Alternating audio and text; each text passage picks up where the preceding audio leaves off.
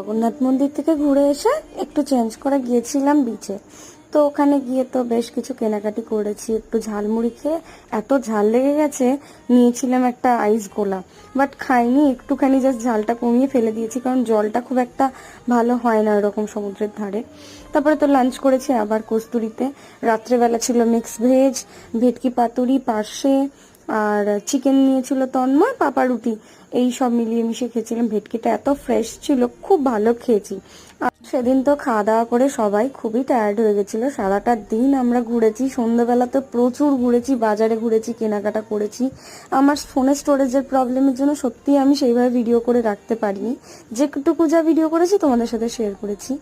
এটা রাত্রেবেলায় ছাদে গিয়ে একটু বসেছিলাম, আমি আর মা। পাপা আর তন্ময় ঘুমিয়ে গিয়েছিল। এই ইচ্ছেটা বহু দিনের ছিল যে একদম সি ফেসিং একটা হোটেলে থাকবো আর রাতের সমুদ্র দেখবো।